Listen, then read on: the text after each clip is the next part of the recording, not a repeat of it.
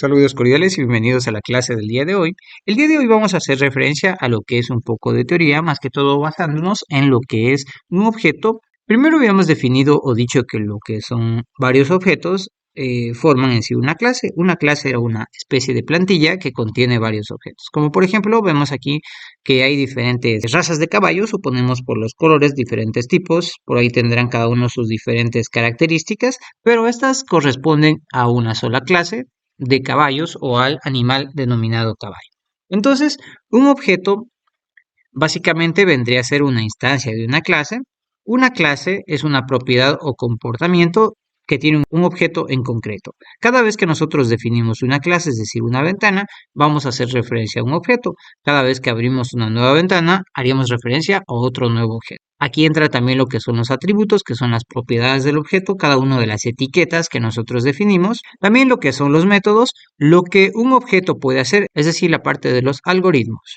Y el mensaje, que es la comunicación dirigida a un objeto, orientándole a que ejecute los métodos de obtención y de asignación. Dentro de la programación orientada a objetos, tenemos lo que son 4 pilares que trabajan directamente con los objetos. Primero, la abstracción, como su nombre lo dice, es un proceso para definir atributos y métodos de una clase. Luego viene el encapsulamiento, que nos ayuda a proteger la información de manipulaciones no autorizadas mediante el uso de métodos, básicamente. El polimorfismo es que da la misma orden a varios objetos para que estos respondan de una manera diferente. Y la herencia es donde actúan clases, es decir, subclases hijos que heredan atributos y métodos de clases padre.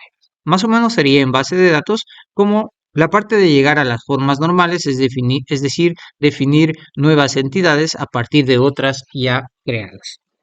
Vamos a ver un ejemplo de cada una de estas. En cuestión a la abstracción, bueno, el ejemplo sería que vamos a imaginar que vamos a aplicar abstracción a la clase aves. El objeto sería un pájaro y sus características, por ejemplo, serían que, bueno, este tiene pico, tiene alas, tiene plumas, tiene patas. Todos los pájaros en sí van a tener las mismas características, básicamente. Y las funcionalidades serían que, bueno, pueden volar, pueden pararse, pueden comer, pueden generar algún ruido. Ese es entonces un ejemplo de abstracción que, como decíamos, todas esas características, como su nombre lo dice, se abstraen en un solo nombre para formar un objeto y tiene varias funcionalidades. Yendo al siguiente pilar viene el encapsulamiento. El encapsulamiento, como decíamos, nos ayuda a proteger a nosotros la información, es decir, a proteger lo que son los objetos y los datos que están en este.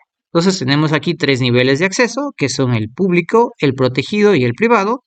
En el público o public es donde todos pueden acceder a los datos, a los métodos de una clase. Bueno, y generalmente se saben definir al inicio de lo que es la clase en programación. También es necesario poner que un objeto o un dato sea público para poder acceder desde otra clase o desde otra ventana. En el protegido solo va a ser accesible dentro de la misma clase o la subclase. Es decir, que bueno, las clases pueden heredar aquí lo que son objetos, métodos o características. Y en el privado solo se puede declarar dentro de la propia clase, es decir, dentro del propio método. Por eso existen un ejemplo de privado, es la parte de los botones. Cuando nosotros damos doble clic a un botón, se crea un private void button action, ¿ya? Es decir, solo lo que se declara ahí dentro de ese método va a ser accesible solo desde ahí. El siguiente pilar es el polimorfismo, que bueno, básicamente lo que hace es ayudar a esconder diferentes implementaciones en una sola interfaz. Por ejemplo, pensemos en las figuras geométricas, como nos dice aquí.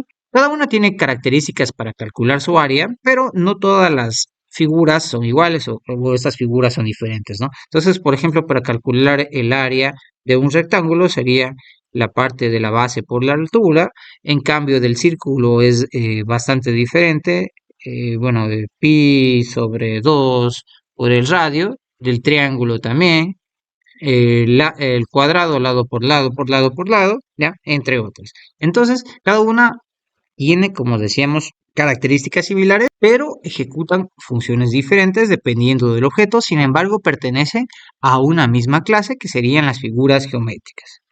En cuestión a la herencia, vamos a ver un ejemplo. Por ejemplo, el gato y el perro tendrían la herencia de lo que son métodos y atributos de mamíferos. Estamos hablando ahí de atributos, de métodos, por ejemplo, esos tienen el método tal vez de producir un sonido. ¿ya? Como es para llamar, cada uno dice, por ejemplo, miau, el otro dice wow, cada uno tiene características similares que heredan de una familia superior, es decir, de la parte del mamífero. Bien, entonces, este ha sido el tema de hoy en cuestión a la teoría, básicamente los cuatro pilares de la programación orientada a objetos. Entonces, por favor, tener en cuenta lo que son estos pilares, porque por ahí en la evaluación, si hay una pequeña preguntita en la que nos dice que, bueno, es una pregunta por ahí de unión. Perfecto, entonces, eso ha sido todo. Nos vemos en la siguiente clase.